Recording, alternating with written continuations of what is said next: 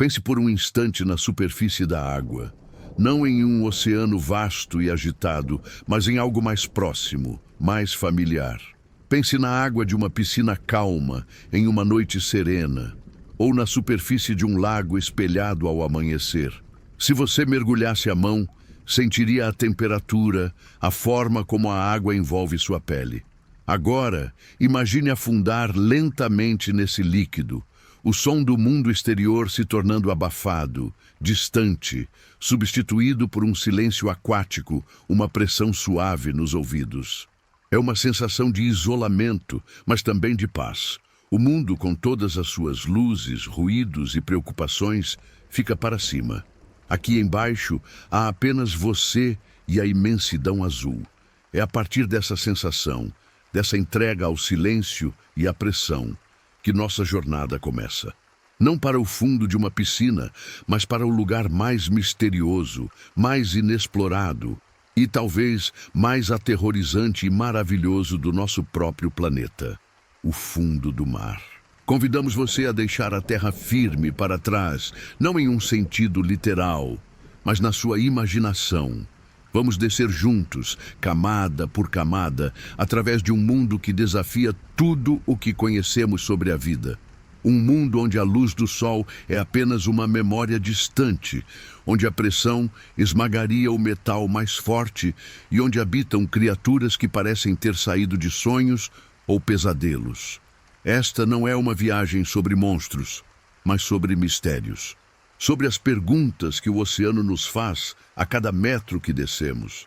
E a primeira pergunta surge assim que começamos a afundar. Por que, em um planeta que mapeamos em detalhes quase absurdos, desde as montanhas de Marte até as galáxias mais distantes, o chão sob nossos próprios oceanos permanece em grande parte um completo desconhecido? Mais de 80% do nosso oceano nunca foi mapeado, explorado ou mesmo visto por olhos humanos. Pense nisso por um momento. 80%. Estamos falando da maior parte da superfície do nosso próprio lar. É como viver em uma mansão gigantesca e nunca ter aberto a porta da maioria dos quartos, sem saber o que ou quem vive lá dentro. Nossa descida começa na chamada zona epipelágica, ou a zona da luz solar. Vai da superfície até cerca de 200 metros de profundidade. É aqui que a mágica da fotossíntese acontece, onde a luz do sol penetra e alimenta a vida que conhecemos. É o oceano dos documentários, das praias de areia branca e das águas cristalinas.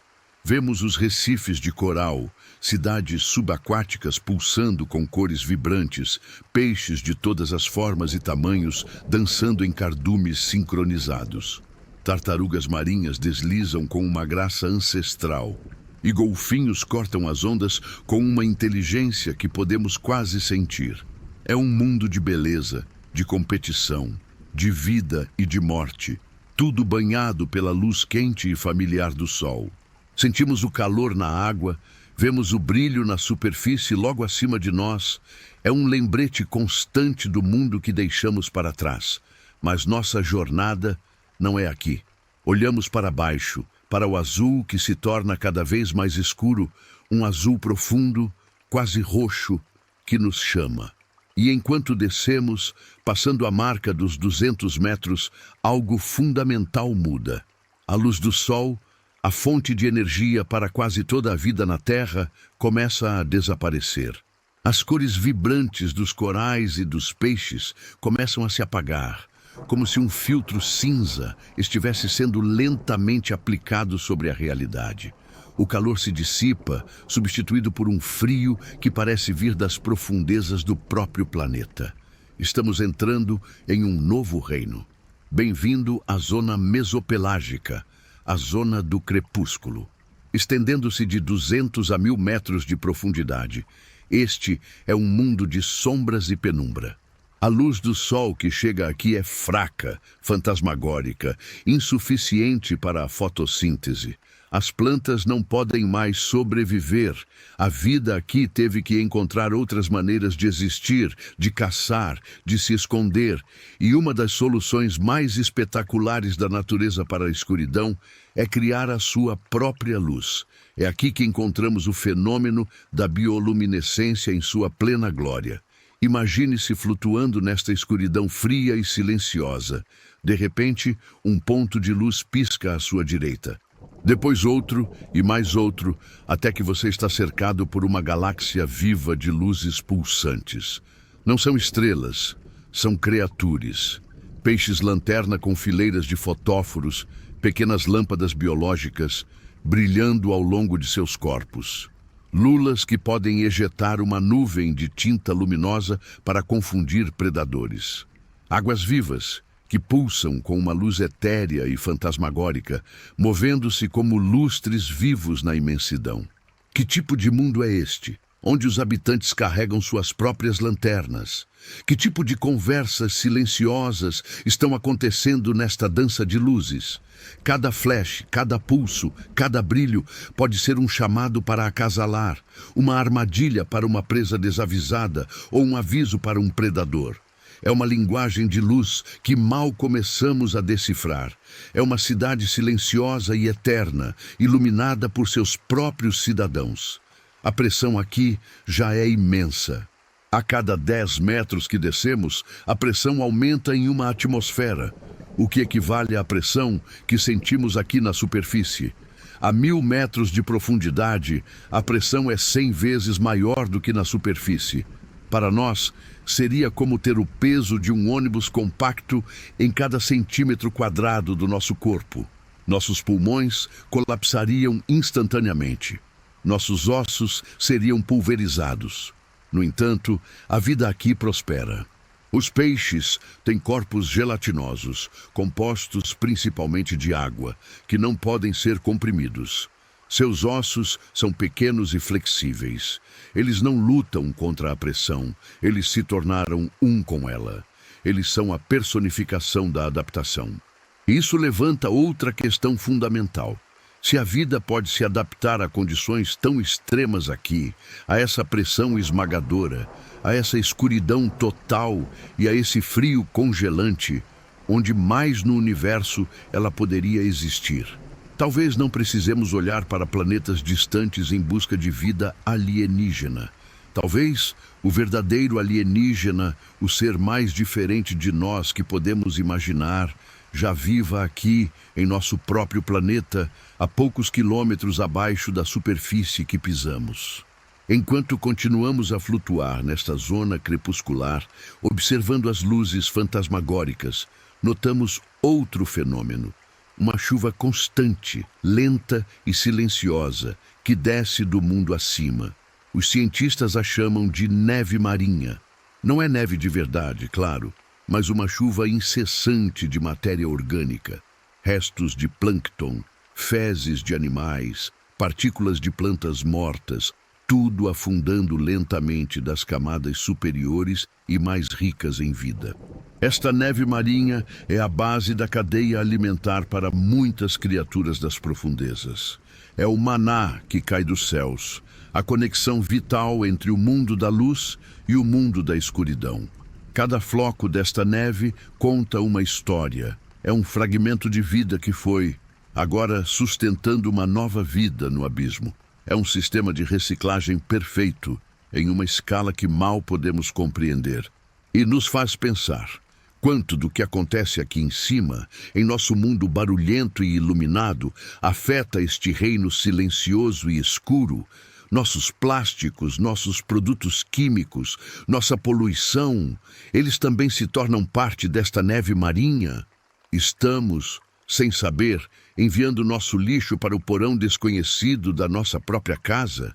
As respostas são perturbadoras, pois já encontramos microplásticos nos lugares mais profundos do oceano, nos corpos de criaturas que nunca viram a luz do dia.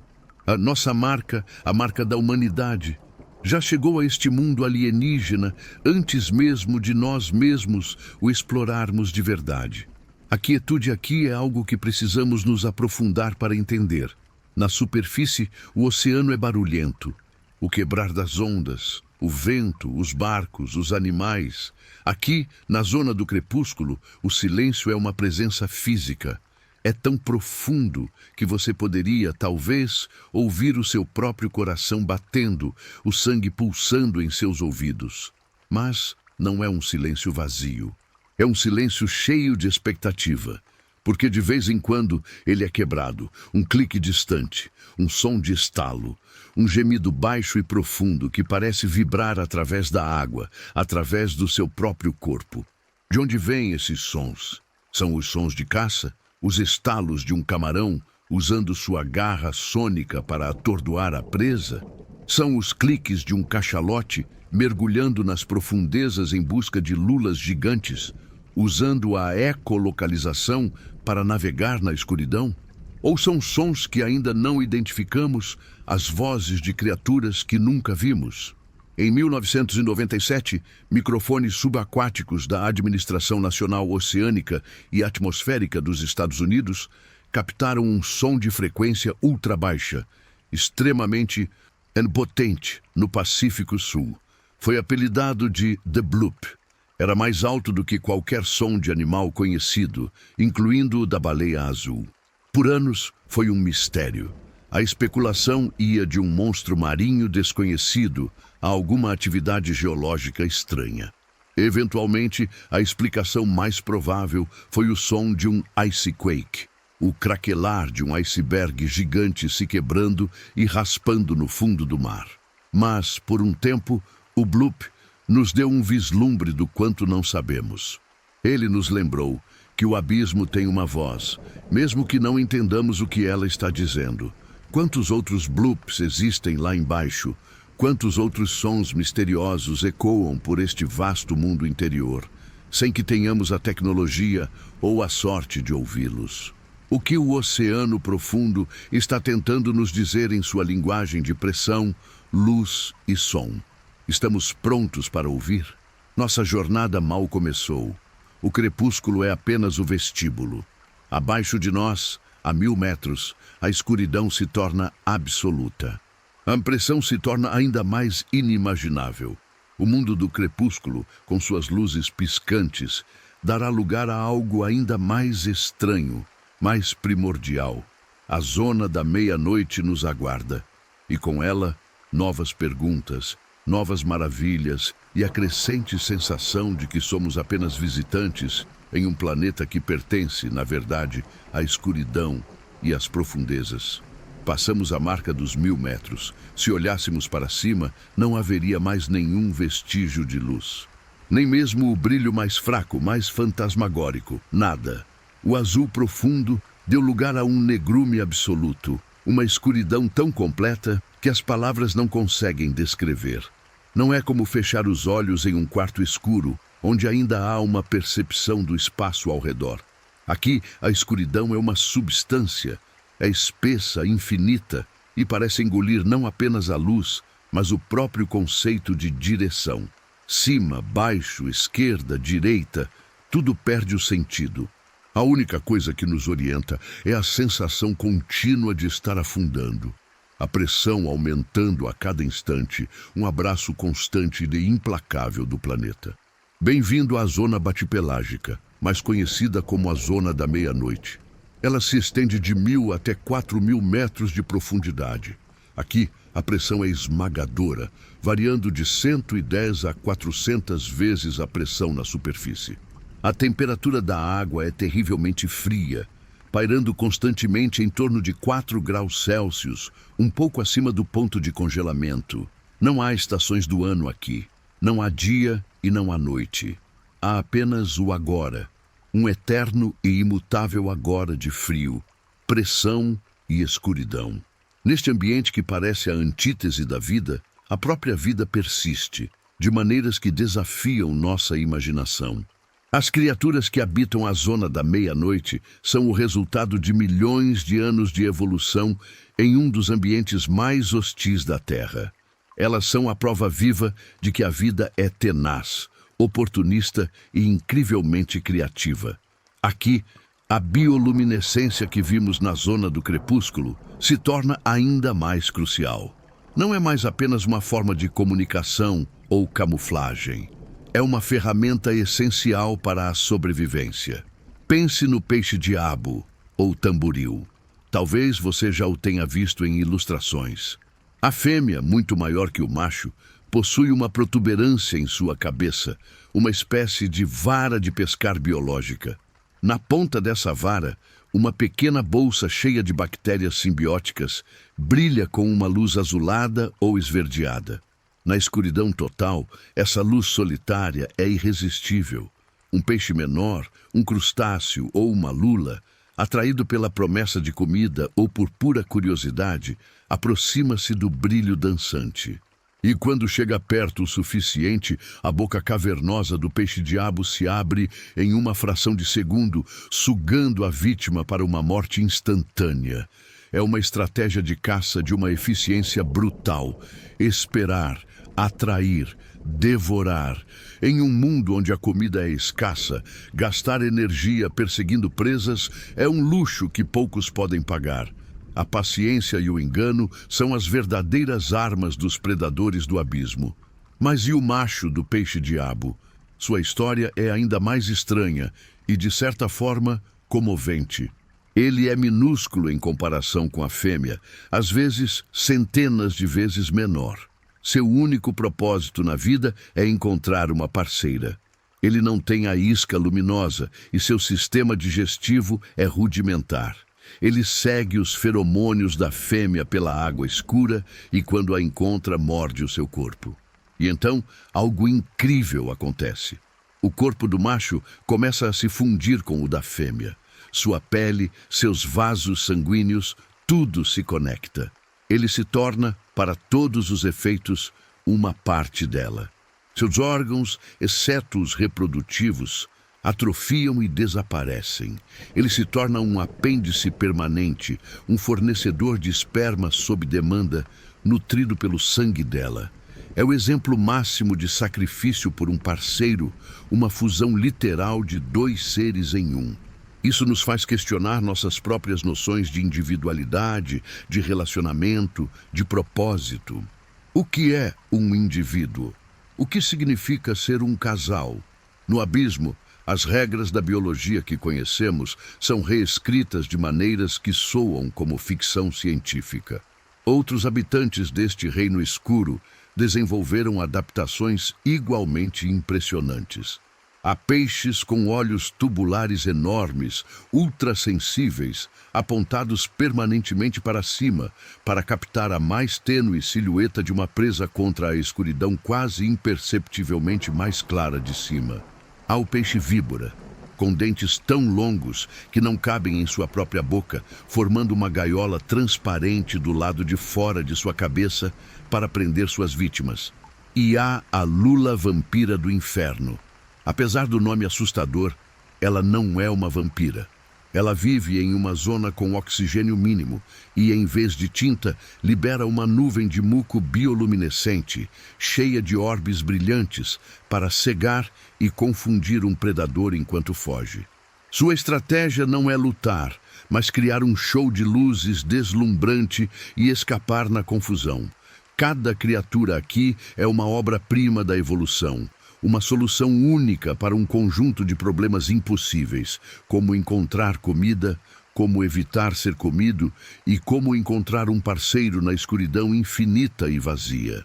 O próprio vazio é um dos maiores desafios. Imagine a distância entre os seres vivos. Na superfície, em uma floresta ou em um recife de coral, a vida está por toda parte. Aqui na zona da meia-noite, os encontros são raros. Um animal pode passar a vida inteira sem encontrar outro de sua própria espécie, exceto para se reproduzir. Como isso afeta a consciência, se é que podemos chamar assim, dessas criaturas? Elas sentem solidão? Ou a solidão é um conceito que só existe quando há a expectativa de companhia? Talvez para elas, o estado natural seja o isolamento, e um encontro seja um evento raro e momentâneo em uma existência de silêncio e escuridão. Nós, como seres sociais, Temos dificuldade em imaginar uma vida assim. Nossa sociedade, nossa cultura, nossa própria psicologia são construídas sobre a interação. O que seríamos nós se vivêssemos em um isolamento tão profundo?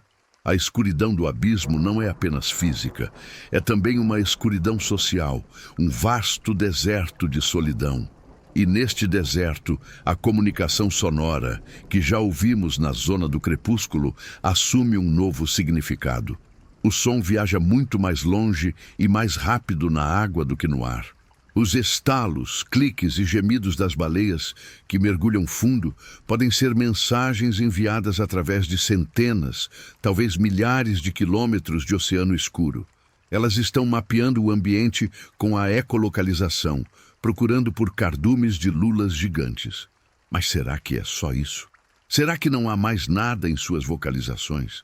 Alguns cientistas acreditam que as complexas canções das baleias podem conter narrativas, histórias passadas de geração em geração, mapas sônicos de rotas de migração. E se elas forem as contadoras de histórias do oceano profundo, as guardiãs de uma história oral que existe há milhões de anos? Que contos elas contariam sobre as mudanças do oceano, sobre as criaturas que viram, sobre os sons estranhos dos nossos submarinos e sonares que invadem seu mundo silencioso? Estamos ouvindo suas canções, gravando e analisando, mas estamos realmente entendendo? Ou somos como alguém que ouve uma língua estrangeira complexa e só consegue distinguir algumas palavras básicas, perdendo toda a poesia e o significado mais profundo? Continuamos nossa descida. Passamos dos 2.000 metros, depois 3.000. A pressão agora é 300 vezes a da superfície.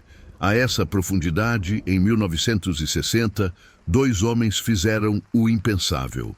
A bordo do batiscafo Trieste, o oceanógrafo Jacques Piccard e o tenente da Marinha dos Estados Unidos, Don Walsh, mergulharam na Fossa das Marianas, o ponto mais profundo do oceano. Mas antes de chegarem lá, eles passaram por essas profundidades. Imagine a sensação, estar dentro de uma pequena esfera de metal, a única coisa entre você e uma pressão que poderia implodir um submarino militar como uma lata de refrigerante. Ouvir os estalos e gemidos do casco se comprimindo, sabendo que a menor falha, a menor rachadura, significaria um fim instantâneo e total. O que os impulsionou a fazer isso? A mesma curiosidade que nos impulsiona nesta jornada imaginária. O desejo de ver o que nunca foi visto, de saber o que está no fundo. E quando eles estavam a essa profundidade, através de sua pequena janela de acrílico, eles viram algo que chocou o mundo científico. Vida. Um peixe chato, parecido com um linguado, nadando tranquilamente no fundo do mar. Antes disso, muitos cientistas acreditavam que a vida não poderia existir sob uma pressão tão colossal. O Trieste provou que eles estavam errados. Provou que o abismo não era um deserto estéril, mas um habitat viável. Essa descoberta levanta a questão ainda mais profunda. A vida na Terra começou na superfície, em poças de água morna e ricas em nutrientes, como Charles Darwin imaginou, ou poderia ter começado aqui, nas profundezas, longe da luz solar, mas perto de outra fonte de energia, o calor do próprio planeta. No fundo do oceano existem as chamadas fontes hidrotermais. São fissuras no leito do mar, geralmente em áreas de atividade vulcânica, de onde jorra água superaquecida, rica em minerais como enxofre. A água é tão quente, chegando a mais de 400 graus Celsius, que deveria ferver instantaneamente, mas a pressão extrema a impede.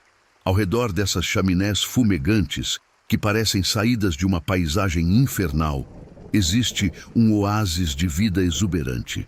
Vermes tubulares gigantes, com mais de 2 metros de comprimento, sem boca nem sistema digestivo, que prosperam em uma relação simbiótica com bactérias que se alimentam de enxofre. Caranguejos cegos, mexilhões, camarões, todos amontoados em torno dessa fonte de calor e energia química. É um ecossistema completo que não depende em nada do Sol. Ele funciona com base na quimiossíntese, não na fotossíntese. A energia não vem de cima, vem de baixo. E se a vida na Terra não começou na luz, mas na escuridão? E se os primeiros organismos surgiram nestes oásis abissais, protegidos de impactos de asteroides e da radiação ultravioleta que bombardeavam a superfície do planeta primitivo? Seríamos nós, os habitantes da superfície, os verdadeiros alienígenas em um planeta cuja vida nasceu e prosperou primeiro na escuridão total? Esta ideia, a de que a vida pode ter começado no fundo do mar, tem implicações que vão muito além do nosso planeta. Se a vida pode surgir sem luz solar, alimentada apenas pelo calor e pela química do interior de um planeta, então as condições para a vida no universo podem ser muito mais comuns do que pensávamos. Luas geladas em nosso próprio sistema solar, como Europa, que orbita Júpiter, ou Encélado, que orbita Saturno, acredita-se que tenham vastos oceanos de água líquida sob suas crostas de gelo.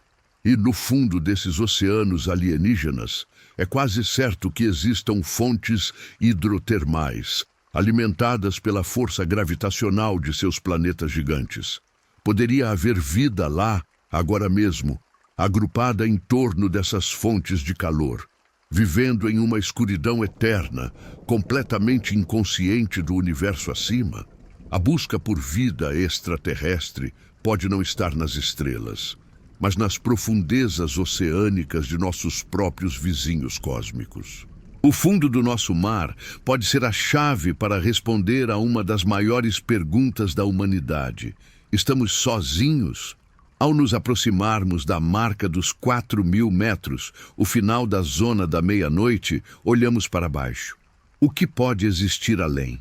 A pressão se tornará ainda mais extrema, a comida ainda mais escassa. Estamos prestes a entrar na zona abissal, o abismo propriamente dito. O nome vem do grego abissos, que significa sem fundo. É um nome apropriado para um lugar que, por tanto tempo, representou o desconhecido absoluto. O que nos espera lá? Que novas formas de vida, que novas perguntas sobre nossa própria existência encontraremos nesta planície escura e sem fim? A jornada para o verdadeiro fundo do mar está apenas começando.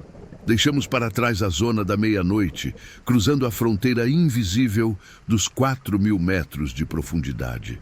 Se a pressão antes era esmagadora, agora ela se torna absurdamente incompreensível. Estamos falando de mais de 400 vezes a pressão atmosférica da superfície. É o equivalente a ter um elefante empilhado em cima do outro, até a altura de um prédio de 10 andares, e tudo isso equilibrado na ponta do seu polegar.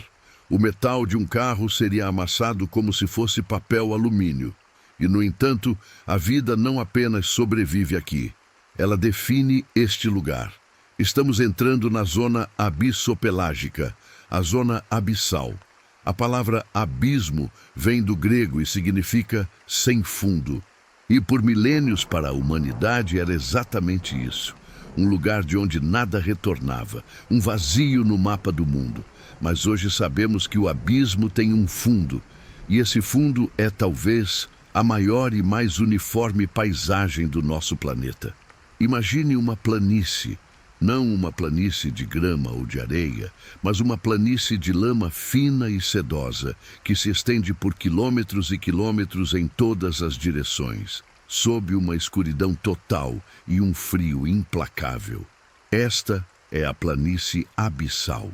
Cerca de 60% da superfície da Terra é coberta por esta paisagem. Pense nisso por um instante. A paisagem mais comum do nosso planeta não são as florestas, nem os desertos, nem as montanhas que vemos todos os dias. É esta vasta, escura e silenciosa planície de lama no fundo do mar. É um mundo de uma monotonia hipnótica. Não há colinas para quebrar o horizonte, pois não há horizonte. Não há vento para esculpir a paisagem. Há apenas a quietude, o frio e a lama que se acumulou. grão por grão, ao longo de milhões de anos. É o deserto definitivo, um lugar onde o tempo parece ter perdido o seu significado. De onde vem a vida em um deserto como este? A neve marinha, aquela chuva lenta de detritos orgânicos que vimos começar na zona do crepúsculo, é a única fonte de alimento. Mas a essa profundidade, a neve é escassa e de baixa qualidade. A maior parte dela já foi consumida nas camadas superiores. O que chega aqui são apenas as migalhas, os restos dos restos. A vida no abismo, portanto, é definida por uma palavra: paciência. O metabolismo dos animais aqui é incrivelmente lento. Eles se movem devagar, crescem devagar e vivem por muito tempo. A energia é um recurso precioso demais para ser desperdiçado em movimentos rápidos ou atividades desnecessárias. A estratégia dominante é esperar.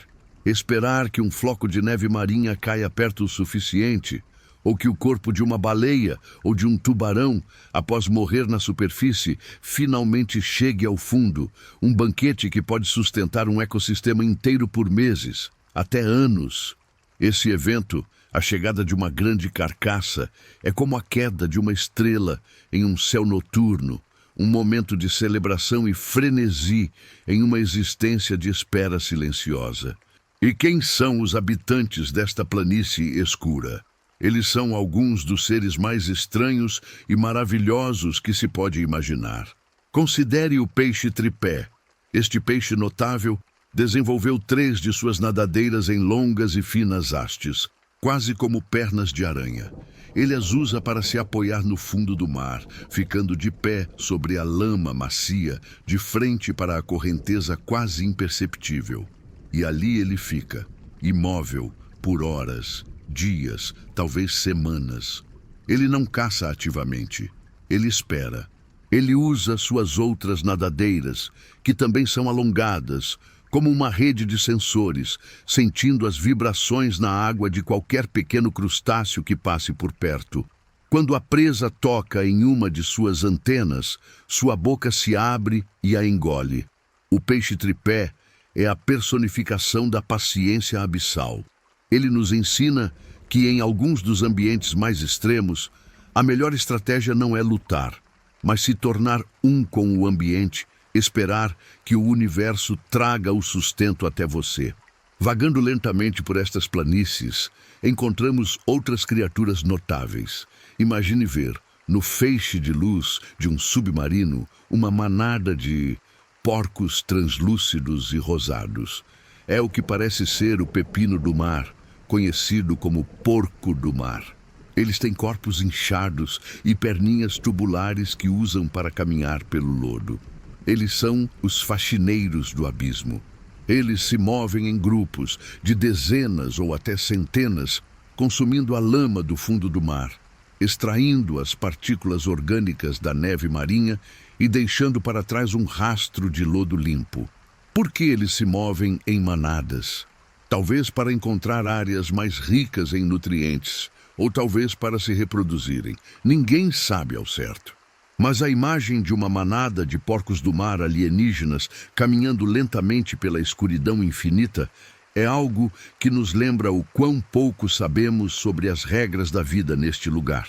Que tipo de instinto social pode existir em um mundo de isolamento quase total? Aqui no abismo também encontramos um fenômeno curioso conhecido como gigantismo abissal. Muitas criaturas que têm parentes pequenos em águas rasas aqui atingem tamanhos enormes. O exemplo mais famoso é o isópode gigante. Na superfície, seus primos são os pequenos tatuzinhos de jardim que encontramos sob pedras. No fundo do mar, eles podem crescer até o tamanho de um gato doméstico. Por que eles ficam tão grandes? Existem várias teorias. O frio extremo desacelera o metabolismo, permitindo que eles vivam por muito mais tempo e, portanto, cresçam mais. A escassez de comida pode ter favorecido corpos maiores, capazes de aguentar longos períodos de jejum e de devorar grandes quantidades de comida quando um banquete, como uma carcaça de baleia, aparece. A alta pressão também pode desempenhar um papel. Seja qual for a razão, o abismo é uma terra de gigantes gentis e lentos, uma prova de que a evolução segue caminhos muito diferentes sob condições extremas. Mas talvez a coisa mais fascinante sobre a planície abissal não sejam as criaturas, mas o próprio chão. A lama, o sedimento, não é apenas lama, é um livro de história.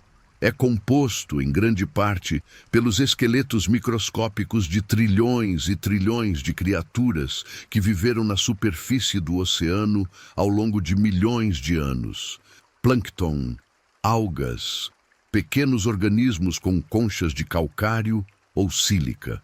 Quando morrem, seus minúsculos esqueletos afundam. Uma chuva constante e invisível que se acumula no fundo do mar a uma taxa incrivelmente lenta, talvez alguns centímetros a cada 1000 anos. Cada camada desse sedimento é um registro do que estava acontecendo no mundo acima dela naquela época. Contém informações sobre a temperatura do oceano, a química da atmosfera, as correntes marítimas. Os cientistas podem perfurar este fundo do mar e, ao analisar as camadas de sedimento, podem ler a história do clima da Terra, voltando milhões de anos no passado. O fundo do mar é a maior biblioteca do nosso planeta, e cada grão de lama é uma palavra em uma história épica sobre a ascensão e queda de eras glaciais, sobre mudanças climáticas passadas e, talvez, sobre o nosso futuro. Que segredos sobre o nosso próprio planeta estão enterrados sob nossos pés, nesta escuridão silenciosa? E espalhados por esta lama, em certas áreas, encontramos algo ainda mais estranho: os nódulos de manganês. São rochas pretas, arredondadas, do tamanho de batatas, que cobrem vastas áreas da planície abissal. Elas são formadas pela precipitação lenta de metais da água do mar em torno de um núcleo, como um dente de tubarão ou um fragmento de osso. O processo de crescimento é um dos mais lentos conhecidos na natureza. Um nódulo de manganês cresce apenas alguns milímetros a cada 1.000.000 de anos. Pense no que isso significa. A rocha do tamanho de uma batata, que você poderia segurar em sua mão, começou a se formar quando nossos ancestrais ainda eram primatas primitivos. Ela esteve lá, em silêncio na escuridão, enquanto toda a história da humanidade se desenrolava a quilômetros de distância, na superfície. É um objeto que personifica o tempo profundo, a escala geológica que nossa mente mal consegue compreender. Mas esses objetos de beleza geológica e temporal também representam um dos maiores dilemas do nosso tempo. Eles são ricos em metais valiosos, como cobalto, níquel e cobre, essenciais para as tecnologias que alimentam nosso mundo moderno, como baterias para carros elétricos e smartphones. E agora, a humanidade está desenvolvendo a tecnologia para minerar esses nódulos do fundo do mar. Máquinas gigantescas, do tamanho de colheitadeiras, estão sendo projetadas para sugar ou raspar esses nódulos do leito do oceano, destruindo em minutos uma paisagem que levou milhões de anos para se formar. Isso nos coloca diante de uma pergunta profunda e desconfortável. Temos o direito de fazer isso. Temos o direito de perturbar um ecossistema que mal começamos a entender, um dos últimos lugares verdadeiramente selvagens e intocados da Terra, para alimentar nosso apetite insaciável por recursos. Que consequências imprevistas essa mineração em alto mar poderia ter? Poderia levantar nuvens de sedimento que sufocariam a vida por quilômetros ao redor? Poderia liberar metais pesados ou carbono antigo armazenado no fundo do mar, com efeitos desconhecidos sobre o clima global? Estamos prestes a abrir a caixa de Pandora em um dos ambientes mais misteriosos e frágeis do nosso planeta, antes mesmo de sabermos o que há dentro dela. A planície abissal, que à primeira vista parece vazia e monótona, Revela-se um lugar de complexidade, beleza e profunda importância. É um mundo governado pela paciência, onde a vida se adaptou à escassez de maneiras engenhosas. É uma biblioteca da história da Terra, guardando os segredos do nosso passado climático em suas camadas de sedimento. E é um testamento do tempo profundo, onde objetos crescem em escalas de tempo que anulam a breve existência da nossa espécie. Mas este reino de silêncio eterno está agora ameaçado pelo barulho e pela ambição do nosso mundo na superfície. A nossa descida, no entanto, ainda não terminou. A planície abissal cobre a maior parte do fundo do mar, mas não todo ele. Existem lugares onde o chão se abre, onde a crosta terrestre se rasga para formar vales estreitos e incrivelmente profundos. As fossas oceânicas são cicatrizes na face do planeta que mergulham ainda mais fundo na escuridão. Nossa próxima parada é a Zona Hadal, o reino das fossas, que se estende de 6.000 metros até o ponto mais profundo da Terra. O que nos espera lá, no lugar que leva o nome de Hades, o deus grego do submundo? O que acontece quando a pressão se torna ainda mais extrema e o isolamento ainda mais completo? A jornada para o coração da Terra continua. Atravessamos a marca dos 6.000 metros. A planície abissal, com sua vastidão monótona e silenciosa, fica para trás. A paisagem muda drasticamente. Não é mais uma extensão horizontal sem fim. Agora, o chão sob nós desaparece, abrindo-se em um abismo vertiginoso. É como se estivéssemos flutuando sobre a borda de um desfiladeiro de proporções planetárias, um cânion cuja profundidade desafia a lógica. Estamos entrando na Zona Hadal. O nome vem de Hades, o governante do submundo na mitologia grega. E é um nome perfeitamente adequado. Por muito tempo, acreditou-se que este era um reino dos mortos, um lugar onde a vida era impossível, um lugar de pressão final e escuridão eterna. Estas são as fossas oceânicas, as cicatrizes mais profundas na face do nosso planeta. A pressão aqui atinge níveis que são genuinamente difíceis de conceber. A 6.000 metros é 600 vezes a pressão na superfície. No ponto mais profundo, a Fossa das Marianas. A quase 11.000 metros de profundidade, a pressão é mais de 1.100 vezes maior. Tentar visualizar isso é um exercício de imaginação. Imagine o peso de 50 aviões jumbo empilhados um sobre o outro, e toda essa força concentrada na área de um selo postal. É uma força que distorce as moléculas, que altera as regras da química. A água aqui se comporta de maneira diferente. Torna-se mais densa. As membranas celulares de organismos normais seriam instantaneamente esmagadas. Suas enzimas e proteínas vitais seriam destruídas, deixando de funcionar. É um ambiente que, por todas as leis da biologia que conhecemos na superfície, deveria ser completamente estéril. Um deserto absoluto. Mas o que são exatamente essas fossas? Elas não são apenas buracos aleatórios no fundo do mar. São lugares de uma atividade geológica imensa e primordial. São as zonas de subducção. É aqui que as gigantescas placas tectônicas que formam a crosta terrestre se encontram. Uma placa, geralmente mais densa, mergulha por baixo de outra, afundando lentamente de volta no manto quente e derretido da Terra. As fossas oceânicas são as trincheiras formadas por essa colisão monumental e lenta. É o nosso planeta reciclando a si mesmo.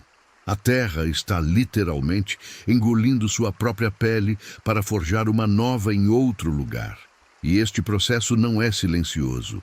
Se pudéssemos ouvir com ouvidos sensíveis o suficiente, este seria um dos lugares mais barulhentos do planeta. Não com o som de animais, mas com o som da própria terra, os gemidos profundos das rochas se dobrando e quebrando, o tremor constante de terremotos à medida que as placas deslizam e se chocam. É a trilha sonora da criação e da destruição em uma escala de tempo geológica. Estar aqui é como estar no útero do planeta, sentindo suas pulsações mais fundamentais e violentas. E contra todas as probabilidades, neste submundo geológico, a vida existe. Não apenas existe, ela prospera. Como? A evolução, mais uma vez, encontrou um caminho. As criaturas da zona Hadal não lutam contra a pressão. Elas a incorporaram em sua própria biologia. Seus corpos são feitos de água e substâncias gelatinosas que são virtualmente incompressíveis. Mas a verdadeira mágica acontece em um nível molecular. Elas desenvolveram compostos químicos especiais em suas células, como o óxido de trimetilamina, ou TMAO. Esta molécula age como um estabilizador, protegendo suas proteínas e enzimas da deformação causada pela pressão extrema. Elas não apenas toleram a pressão, elas precisam dela. Muitas dessas criaturas não conseguem sobreviver em pressões mais baixas. Se você trouxesse uma delas para a superfície, seu corpo literalmente se desintegraria, incapaz de funcionar sem a força esmagadora que o mantém coeso. É uma inversão completa de tudo o que consideramos normal. Para nós, a pressão é a morte. Para elas, a ausência de pressão é a morte. Isso nos força a perguntar: quem está realmente vivendo em um ambiente extremo? Nós, em nossa fina camada de ar de baixa pressão, ou elas, perfeitamente adaptadas à maior parte do volume habitável do nosso planeta? Um dos habitantes mais notáveis deste reino é o peixe-caracol das Marianas. Ele não se parece em nada com um monstro do abismo. É pequeno, rosado, translúcido e parece quase frágil, como um pedaço de gelatina com olhos.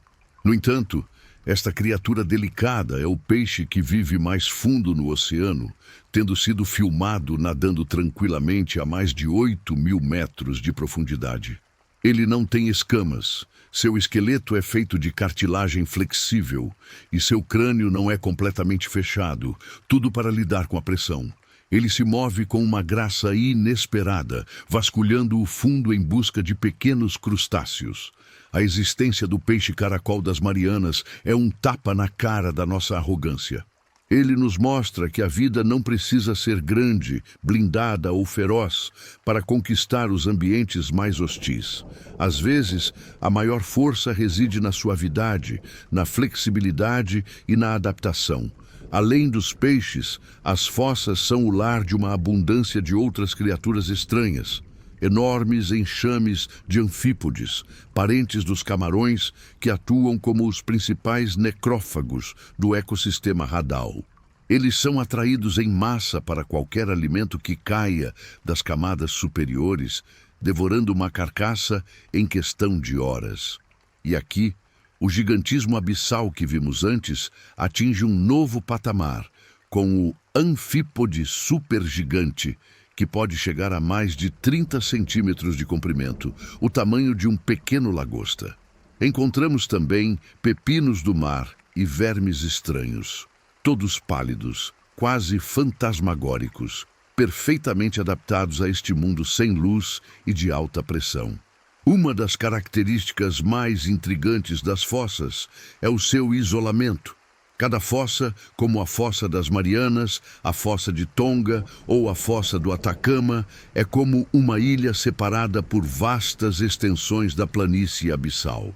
E assim como as ilhas na superfície desenvolvem espécies únicas, as fossas parecem ser focos de endemismo, lugares onde a evolução seguiu caminhos únicos e isolados. As espécies encontradas em uma fossa podem não existir em nenhuma outra. Cada um desses abismos pode ser um laboratório evolutivo distinto, com sua própria coleção de soluções para o problema da vida sob pressão extrema. Quantas formas de vida únicas que nunca vimos existem agora mesmo, vivendo em fossas que ainda não exploramos. Cada mergulho em uma nova fossa revela espécies que são completamente novas para a ciência. É a fronteira final da biologia em nosso próprio planeta. Estamos descobrindo um novo mundo, não em outro planeta, mas sob os nossos pés. E, no entanto, mesmo aqui, no lugar mais remoto, mais profundo e mais isolado da Terra, encontramos um sinal familiar e perturbador. Em 2019, o explorador Victor Vescovo pilotou um submersível até o fundo da Fossa das Marianas, estabelecendo um novo recorde de mergulho mais profundo. E o que ele encontrou lá, a quase 11 quilômetros de profundidade, na escuridão virgem do Challenger Deep? Além das criaturas notáveis e da paisagem geológica, ele encontrou lixo, uma sacola plástica e embalagens de doces. A nossa assinatura, a nossa marca indelével de descuido, chegou ao ponto mais inacessível do planeta antes que pudéssemos explorá-lo completamente. Amostras de água e de animais coletadas nas fossas mais profundas do mundo revelaram a presença de microplásticos e de poluentes químicos persistentes, como os PCBs, que foram proibidos há décadas. Essas substâncias tóxicas, produzidas na superfície, viajaram pela coluna de água, grudaram na neve marinha e se acumularam nos corpos das criaturas do abismo, envenenando o ecossistema mais remoto da Terra. Esta descoberta é talvez a mais profunda e perturbadora de todas. Não há mais lá fora. Não há mais um lugar intocado para onde possamos jogar as coisas e esquecer. O oceano, que pensávamos ser infinito em sua capacidade de absorver nossos resíduos, mostrou-nos que não é. Cada ação na superfície tem uma consequência que reverbera até as profundezas mais escuras. O plástico que usamos por alguns minutos pode passar séculos ou milênios no fundo do mar, um monumento eterno à nossa cultura do descartável. Isso nos obriga a uma reflexão profunda. O que significa explorar, quando a nossa própria exploração revela a extensão da nossa contaminação? Que direito temos de continuar a extrair recursos e a poluir, sabendo que nosso impacto atinge até mesmo os santuários mais profundos e desconhecidos do nosso mundo? A escuridão do abismo agora reflete não apenas os mistérios da natureza, mas também a escuridão da nossa própria negligência. A Zona Hadal não é, portanto, um submundo dos mortos. É um lugar de vida intensa, de atividade geológica primordial e de adaptação milagrosa, mas é também um espelho. Um espelho que nos mostra que o nosso planeta é um sistema único e interconectado, e que não podemos mais fingir que as profundezas são um mundo à parte. As fossas são a fronteira final, não apenas em termos de exploração física, mas também em termos de nossa consciência e responsabilidade. Ao olharmos para este abismo final, vemos não apenas criaturas estranhas e pressões inimagináveis, mas também a nós mesmos e o legado que estamos deixando no lugar mais secreto e profundo da nossa casa. A descida chegou ao seu limite físico. Abaixo de nós está apenas a rocha e o calor do manto da terra. Mas a jornada de questionamento está longe de terminar. Agora que chegamos ao fundo, a verdadeira exploração começa. A exploração das implicações de tudo o que vimos. O que fazemos com esse conhecimento? Como essa jornada ao coração escuro do nosso planeta muda a maneira como vemos o nosso lugar no mundo da luz? Chegamos ao fundo, 11 quilômetros abaixo da superfície, onde a nossa jornada começou. Flutuamos no silêncio do Challenger Deep, o ponto mais baixo da Terra. A pressão aqui é uma força da natureza que desafia a nossa compreensão. E a escuridão é a mesma que existia antes da primeira estrela ter nascido.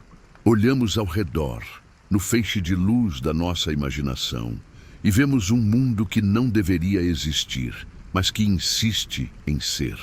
Um mundo de vida frágil e resiliente, um mundo de geologia primordial e, tragicamente, um mundo que já carrega as cicatrizes da nossa própria existência. A nossa descida vertical terminou. Não há mais para onde ir para baixo.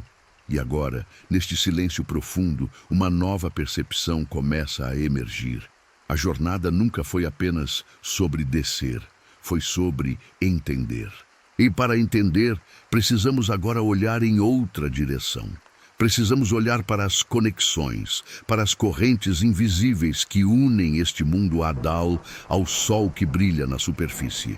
A jornada agora é sobre a volta, não uma subida apressada para o ar, mas uma lenta compreensão de como este lugar, o mais profundo e alienígena de todos, está intrinsecamente, inseparavelmente ligado a cada respiração que damos.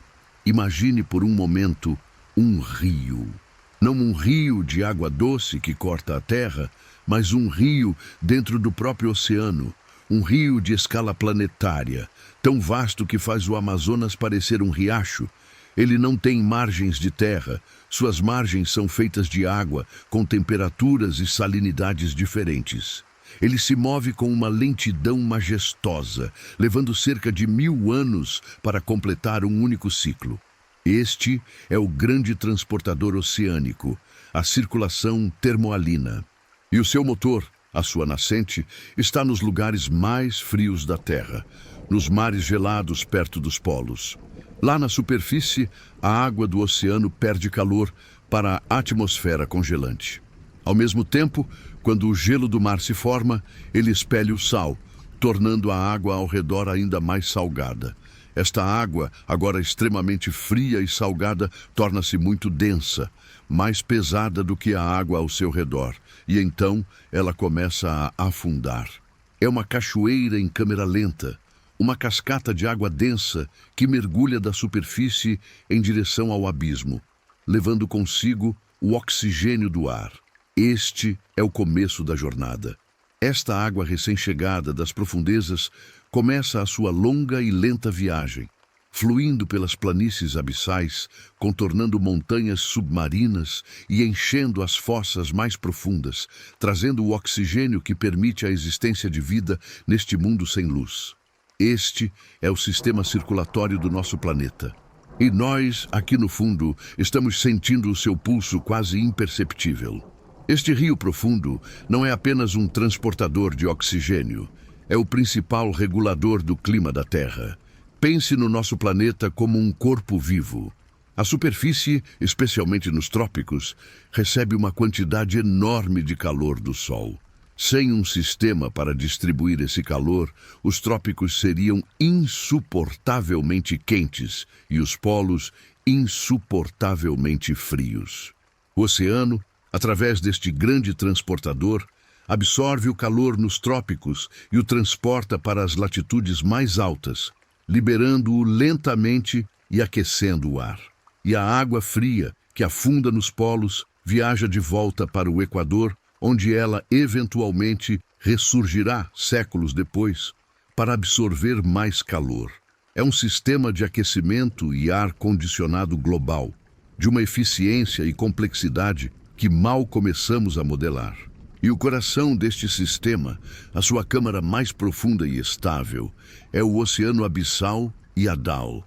Ele age como um gigantesco volante térmico, absorvendo e armazenando o calor, suavizando as flutuações climáticas e mantendo o nosso planeta habitável.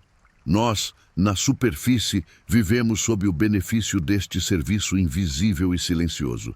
O tempo que você experimenta hoje, a brisa suave de um dia de verão, a chuva que nutre as plantações, tudo isso é, em parte, orquestrado por esta dança lenta e profunda da água que acontece a quilômetros abaixo de nós.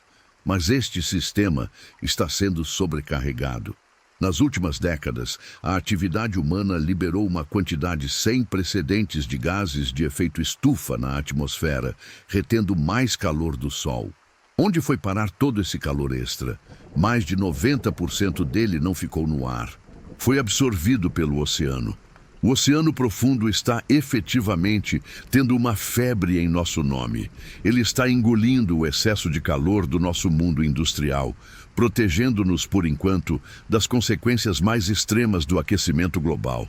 Mas este sacrifício tem um preço. O que acontece quando você aquece um líquido?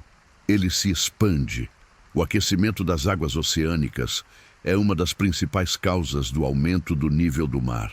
E o que acontece com as criaturas do abismo, que evoluíram por milhões de anos em um ambiente de frio quase constante e imutável? Um aumento de apenas 1 ou 2 graus em seu mundo é uma mudança tão drástica quanto uma nova era do gelo seria para nós. Estamos alterando as condições fundamentais de um ecossistema que mal conhecemos e não temos ideia de quais serão as consequências. E o que acontece com o próprio transportador? O derretimento do gelo nos polos está despejando uma quantidade enorme de água doce e menos densa na superfície do oceano. Isso pode, teoricamente, retardar ou até mesmo interromper o processo de afundamento da água que impulsiona todo o sistema.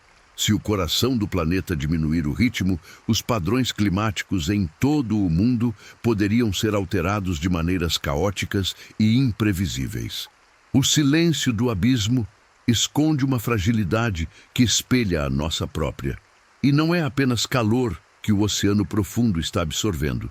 Ele também é o maior reservatório de carbono do nosso planeta.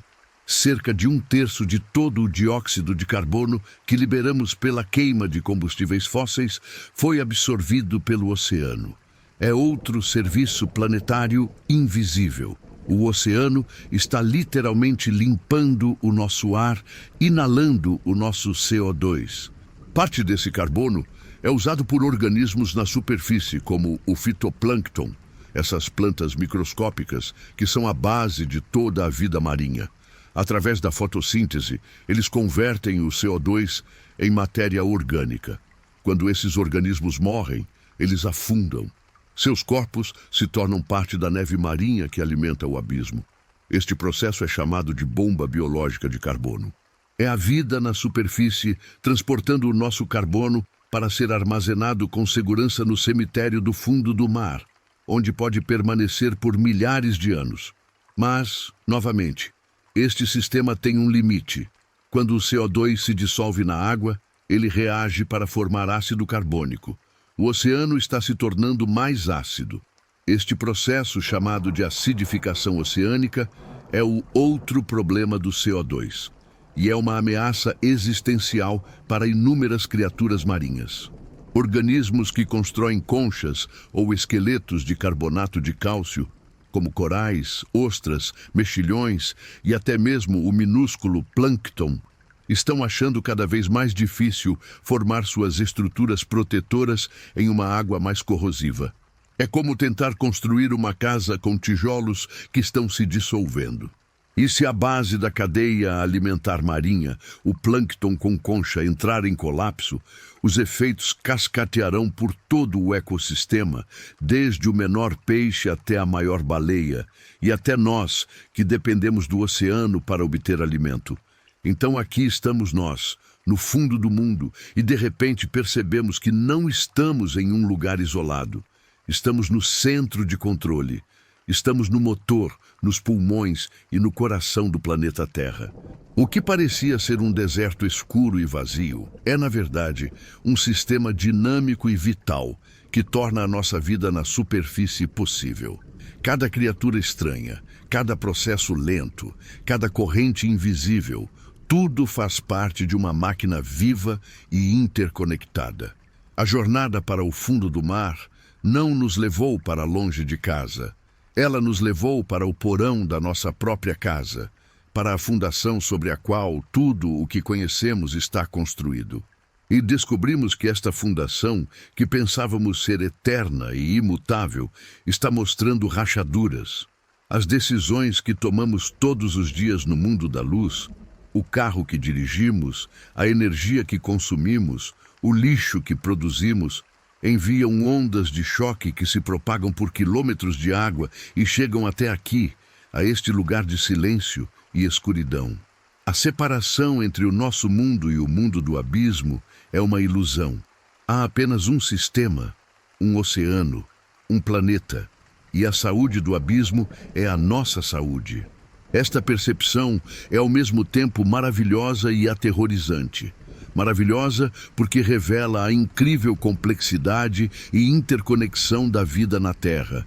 Aterrorizante porque revela a profundidade da nossa ignorância e a escala da nossa responsabilidade. Agora que sabemos que o oceano profundo está respirando por nós, sentindo febre por nós e lembrando-se de tudo o que fazemos, como podemos continuar a tratá-lo como um tapete para debaixo do qual varremos os nossos problemas? A jornada de volta à superfície não será a mesma. O ar que respiraremos parecerá diferente, agora que sabemos de onde vem o seu equilíbrio. O sol na nossa pele parecerá diferente, agora que sabemos onde o seu excesso de calor está sendo armazenado. A nossa viagem ao fundo do mar nos deu o maior presente que um explorador pode receber: uma nova maneira de ver o nosso próprio mundo. A nossa viagem de volta à superfície nos trouxe uma nova consciência. O fundo do mar não é um lugar distante e desconectado. É o nosso sistema de suporte de vida, o porão silencioso que regula o calor, o ar e a estabilidade da nossa casa. Com essa percepção, a escuridão do abismo já não parece tão alienígena. Parece, em vez disso, familiar e vital. E isso nos coloca diante de um paradoxo profundo. Se este lugar é tão importante, por que o conhecemos tão pouco? Por que a humanidade dedicou mais recursos e atenção a mapear a superfície da Lua e de Marte do que o chão do nosso próprio oceano?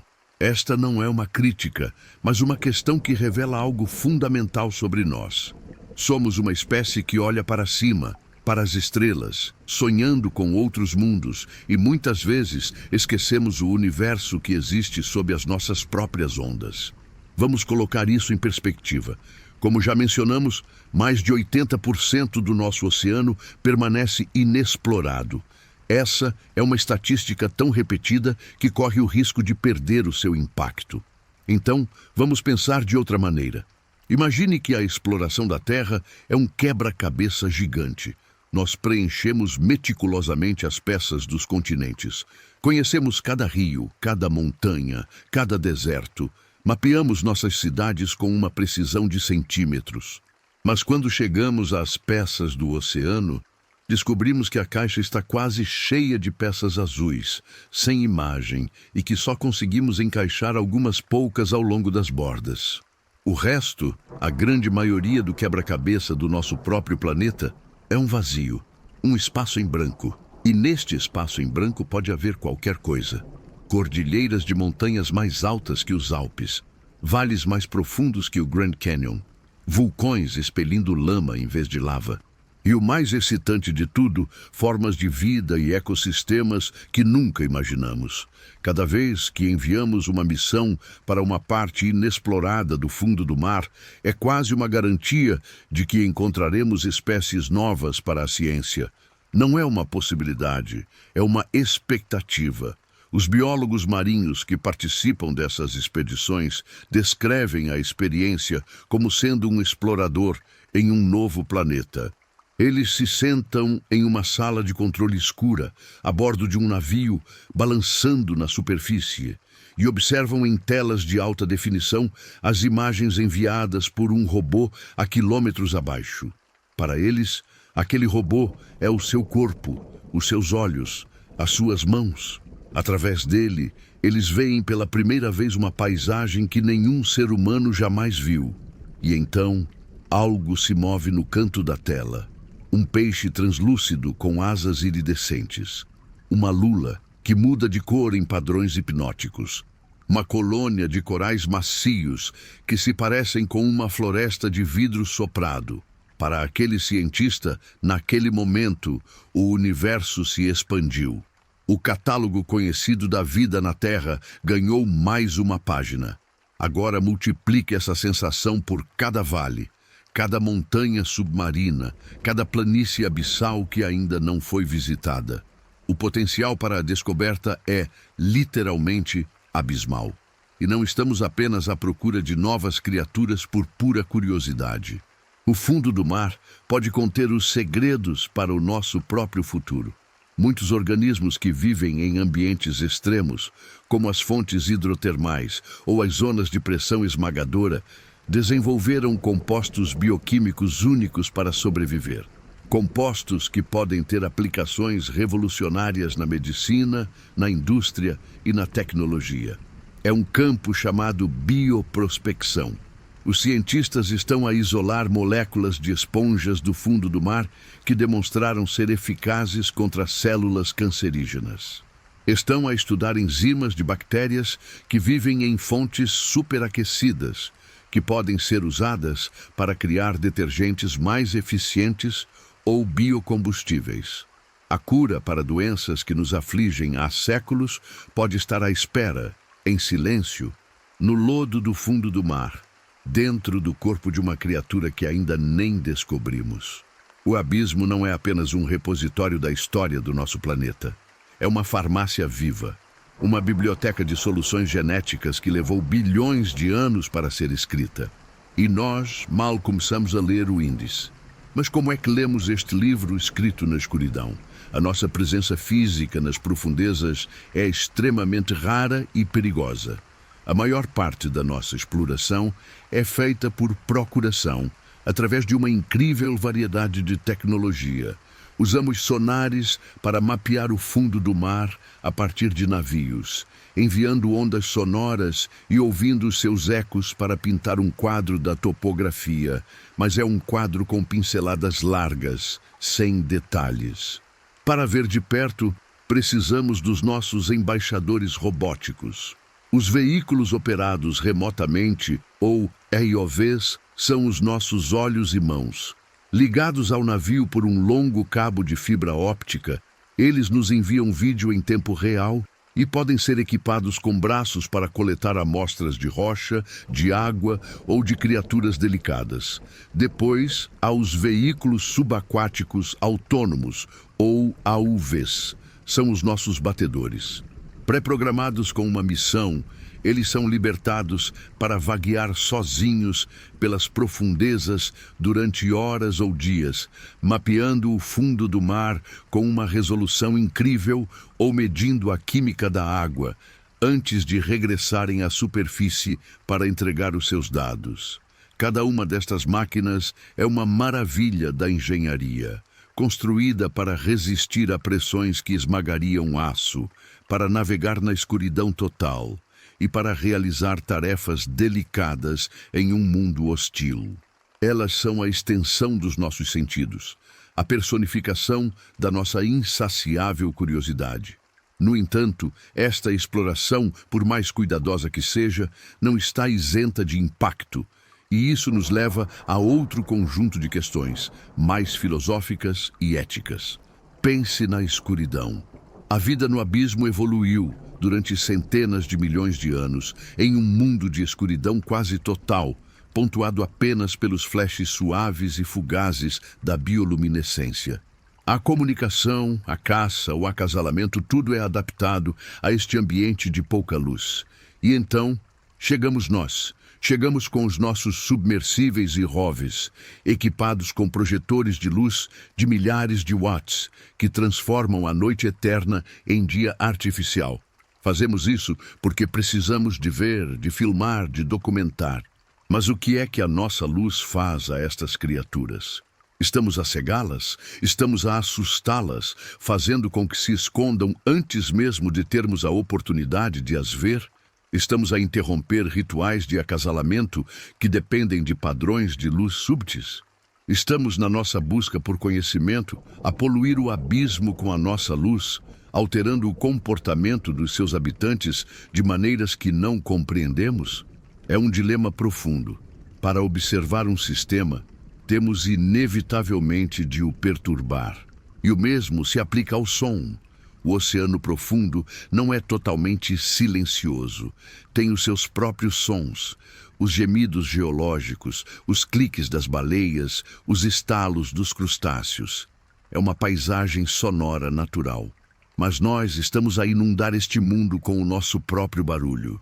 O zumbido constante dos motores dos navios na superfície que se propaga por toda a coluna de água. os pings agudos e penetrantes dos sonares militares e de mapeamento, as explosões ensurdecedoras dos canhões de ar usados na prospecção de petróleo e gás, que disparam a cada poucos segundos durante semanas a fio. Para criaturas como as baleias, que dependem do som para navegar, comunicar e encontrar comida, este ruído de fundo constante é como viver no meio de um canteiro de obras ensurdecedor e sem fim. É uma forma de poluição invisível, uma cacofonia que está a mascarar as vozes do oceano. Mais uma vez, na nossa busca por recursos e conhecimento, podemos estar a silenciar as conversas mais antigas do nosso planeta. Isso nos obriga a repensar a nossa própria definição de explorador. Historicamente, um explorador era alguém que ia a um lugar, plantava uma bandeira e o reclamava para a sua nação ou para a ciência. Mas talvez a exploração no século XXI exija um tipo diferente de mentalidade. Talvez precise de ser menos sobre conquista e mais sobre escuta. Menos sobre iluminação e mais sobre observação discreta. Talvez precisemos de desenvolver novas tecnologias, câmaras mais sensíveis que possam ver com luz vermelha fraca que a maioria dos animais do fundo do mar não consegue detectar, ou hidrofones que nos permitam simplesmente ouvir o que se passa durante meses antes de decidirmos entrar com as nossas máquinas barulhentas. A exploração do fundo do mar desafia-nos não apenas tecnologicamente, mas também eticamente. Desafia-nos a sermos os visitantes mais humildes e respeitosos que podemos ser, neste último santuário selvagem. Porque a verdade é que quanto mais exploramos, mais percebemos que as criaturas que antes chamávamos de monstros não são monstruosas de forma alguma. O peixe-diabo, com a sua isca brilhante, o peixe-víbora com os seus dentes de agulha, a lula-vampira com o seu manto de espinhos, não são aberrações, são sobreviventes, são obras-primas da adaptação. Cada característica monstruosa é uma solução brilhante para um problema de vida ou morte no ambiente mais difícil da Terra. A nossa tendência para os rotular de monstros diz mais sobre nós do que sobre eles. Reflete o nosso medo do escuro, o nosso desconforto com o desconhecido, a nossa arrogância em julgar a vida por padrões de superfície. A verdadeira monstruosidade, talvez, não seja uma criatura com dentes grandes na escuridão. Talvez seja a ignorância que nos permite destruir um ecossistema que nem sequer compreendemos. Talvez seja a ganância que nos leva a minerar o fundo do mar em busca de lucro a curto prazo, ignorando os danos a longo prazo. Talvez seja a apatia que nos permite poluir o oceano com plástico e produtos químicos, envenenando o lugar de onde a própria vida pode ter surgido. Ao olharmos para o abismo, não estamos apenas à procura de novas espécies. Estamos à procura de uma nova perspectiva sobre nós mesmos. E a questão que o abismo nos coloca não é o que és tu, mas quem somos nós. Quem escolhemos ser, agora que temos o poder de alcançar e impactar todos os cantos do nosso planeta, desde o céu mais alto até o mar mais profundo? A nossa jornada está a chegar ao fim, e a resposta a essa pergunta irá definir o futuro, não apenas do oceano, mas de todos nós. A nossa jornada chega ao seu ciclo completo.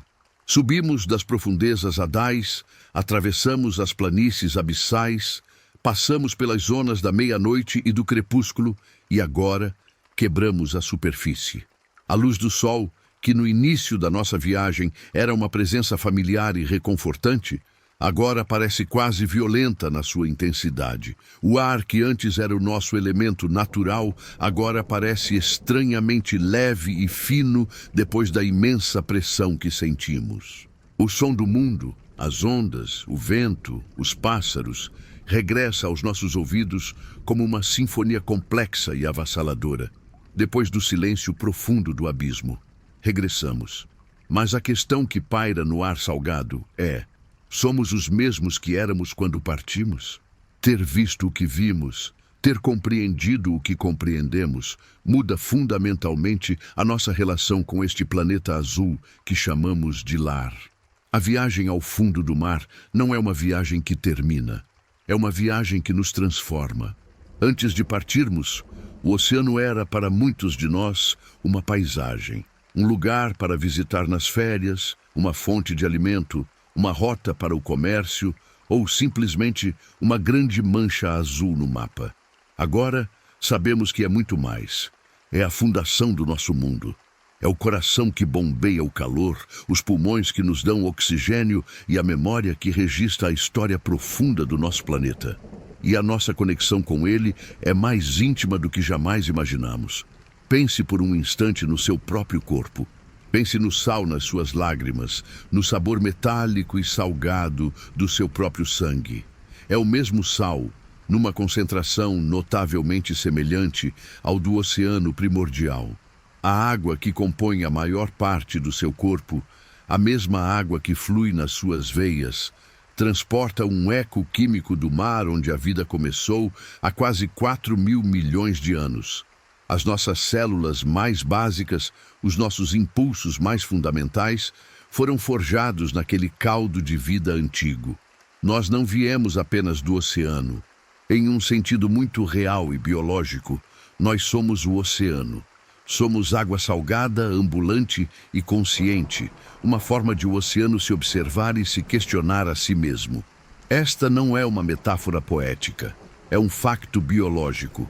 A nossa viagem ao fundo do mar foi, em última análise, uma viagem de regresso à casa, ao nosso berço ancestral. Com esta percepção, olhamos para as culturas humanas ao longo da história e vemos que talvez sempre soubemos disto. O oceano, e especialmente as suas profundezas, sempre ocupou um lugar especial na nossa psique coletiva. Foi o reino dos deuses e dos monstros, de Poseidon a Leviatã. Foi o símbolo do desconhecido, do caos primordial que existia antes da ordem. E, na psicologia moderna, o oceano profundo é a metáfora mais poderosa para a nossa própria mente inconsciente. As profundezas representam tudo o que está escondido sob a superfície da nossa consciência cotidiana.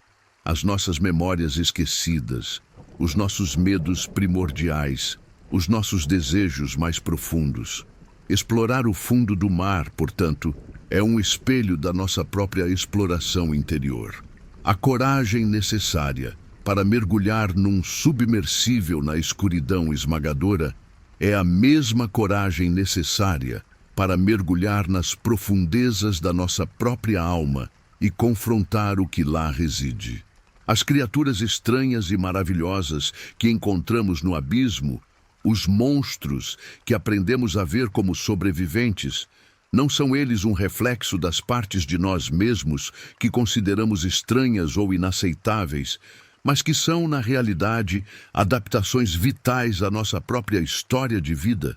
A viagem ao fundo do mar ensina-nos que não devemos ter medo do escuro, seja ele externo ou interno, porque é na escuridão que encontramos as formas mais resilientes de vida e as verdades mais profundas sobre quem somos. E esta verdade chega num momento crítico da nossa história. Chegamos a uma encruzilhada. Pela primeira vez, a nossa espécie desenvolveu o conhecimento para compreender a importância vital do oceano profundo e, ao mesmo tempo, a tecnologia para o destruir de forma irremediável. O nosso poder cresceu mais rápido do que a nossa sabedoria. Diante de nós, estendem-se dois caminhos. Um caminho é o da continuação. É o caminho de ver o oceano como um recurso infinito, um depósito de lixo sem fundo. É o caminho da mineração em alto mar, que raspa o leito do oceano em busca de metais, destruindo ecossistemas que levaram milhões de anos a evoluir, para alimentar um ciclo de consumo que dura apenas alguns anos. É o caminho da poluição contínua, do plástico que sufoca a vida, dos produtos químicos que envenenam as águas. É o caminho de continuar a queimar combustíveis fósseis, aquecendo e acidificando o oceano, desestabilizando o próprio sistema que nos mantém vivos. Este é o caminho da ignorância deliberada, de fechar os olhos à verdade que agora conhecemos. Mas há outro caminho. É um caminho mais difícil, que exige coragem, visão e uma mudança fundamental na nossa forma de pensar. É o caminho de ver o oceano não como uma propriedade a ser explorada, mas como um parceiro a ser respeitado. É o caminho de investir na ciência e na exploração, não para descobrir o que podemos tirar, mas para entender o que precisamos de proteger. É o caminho da precaução, de dizer não à mineração em alto mar até que compreendamos plenamente as suas consequências. É o caminho da inovação, de desenvolver uma economia circular que elimine o conceito de lixo e impeça que o nosso plástico chegue ao mar. É o caminho da transição para energias limpas, de aliviar a pressão sobre o nosso clima e sobre os pulmões aquáticos do nosso planeta. É o caminho da criação de áreas marinhas protegidas, de dar ao oceano o espaço e o tempo de que necessita para se curar. Este caminho não é sobre sacrificar o nosso bem-estar, é sobre redefinir o que significa bem-estar. É sobre compreender que a saúde da nossa economia e da nossa sociedade está, em última análise, inseparavelmente ligada à saúde do oceano. Esta escolha não pertence apenas aos governos ou às grandes corporações. Pertence a cada um de nós. A escala do oceano é tão vasta que é fácil sentir que as nossas ações individuais são insignificantes. Uma gota no oceano, literalmente. Mas o oceano é feito de gotas. Cada escolha que fazemos, por mais pequena que seja, contribui para uma corrente. A escolha de reduzir o nosso consumo de plástico. A escolha de apoiar empresas que se comprometem com a sustentabilidade. A escolha de nos informarmos e de partilhar o nosso conhecimento com outros.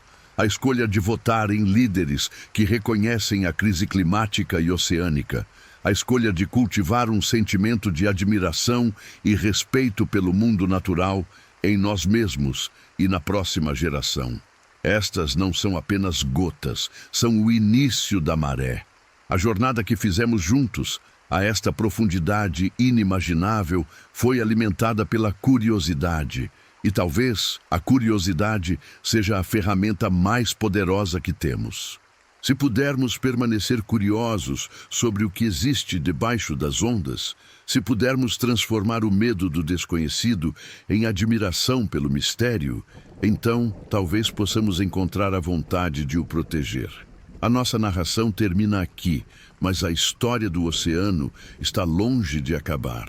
Está a ser escrita agora mesmo, a cada segundo de cada dia, nas correntes profundas, nos corpos das suas criaturas e nas decisões que tomamos na terra firme. O futuro do abismo está nas nossas mãos. A escuridão silenciosa que nos pareceu tão distante e estranha está, na verdade, à espera. À espera para ver o que faremos com o conhecimento que nos foi dado. À espera para ver se seremos os monstros da sua história ou os seus guardiões. A escolha é nossa. A jornada foi longa, a descida foi profunda e a verdade que encontramos é tão clara como a água mais cristalina da superfície. Somos um só planeta, somos um só oceano e somos todos, juntos, a sua única esperança. Se o oceano é a memória líquida do nosso planeta, que história você quer que ele conte sobre a nossa geração?